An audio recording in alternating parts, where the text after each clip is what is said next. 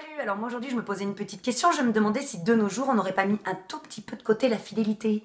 Oui, et trouver ainsi une certaine normalité à l'infidélité. Alors ce qui est marrant avec cette question, c'est que généralement la réponse diffère en fonction de là où tu te places.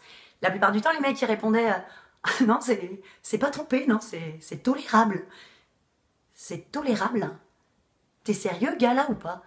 Non, parce que si on inverse 2 secondes le truc et qu'on t'explique que la dite meuf, hein, c'est la tienne, tu vas voir à quel point ton seuil de tolérance va être rapidement atteint. Je veux pas m'avancer, mais à mon avis, derrière, il y aura des insultes et des pourrissages de life. Hein. Oui, bizarrement, en matière de tromperie, l'homme a des excuses que la femme n'a pas. C'est bizarre. Attention, loin de moi l'idée de penser que tromper est réservé aux hommes. Ça fait quand même quelques années que les femmes tentent de rééquilibrer la balance à ce niveau-là. Mais on va pas se mentir quand même, il est plus difficile pour un homme de résister, évidemment. Surtout si tu prends en compte le nombre de gonzesses qui ont des BTS fouteuses de merde. Ah bah va résister toi, une minette de 25 ans avec des seins ici et un cul qui sert de table basse.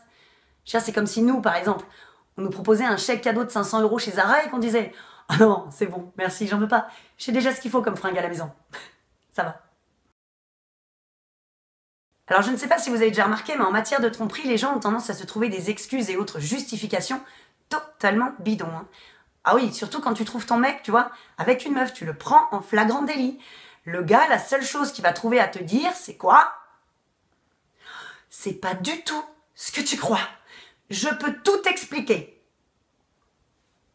Bah écoute, j'ai hâte d'entendre ça parce que, quoi, tu t'es découvert une passion pour la gynécologie, tu voulais faire ton premier frottis? Explique-moi, vraiment. On rencontre également des dédramatiseurs de situation. Oui, ceux-là sont des sépagravologues. Ah, ça va, c'est bon. C'était qu'une galoche, hein. Ah bah oui, t'as raison, oui. Ah, je m'emballe pour un rien, je suis désolée. Non, c'est pas grave.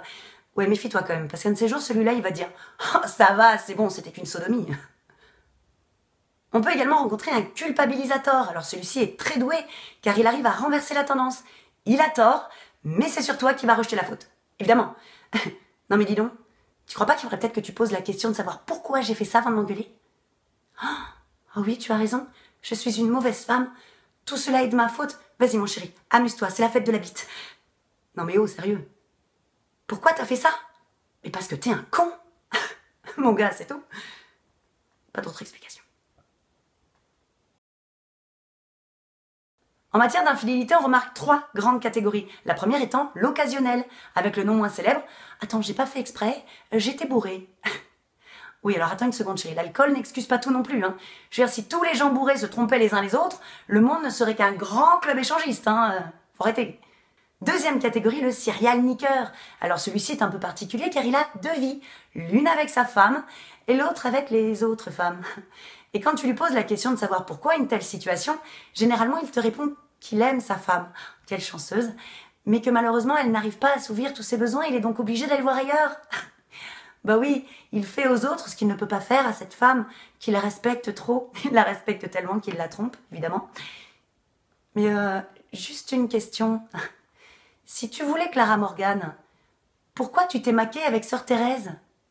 Troisième catégorie, le coup de cœur. Attention, celle-là, c'est celle qui fait mal à tout le monde. Bah oui, parce qu'être trompé pour une histoire de sexe, c'est une chose, mais être trompé quand il y a derrière des sentiments, voire de l'amour, ça, c'en est une autre. Et je pense quand même qu'il y a assez de mecs célibataires sur Terre pour éviter d'aller choper celui d'une autre. Même si les sentiments, ça se contrôle pas.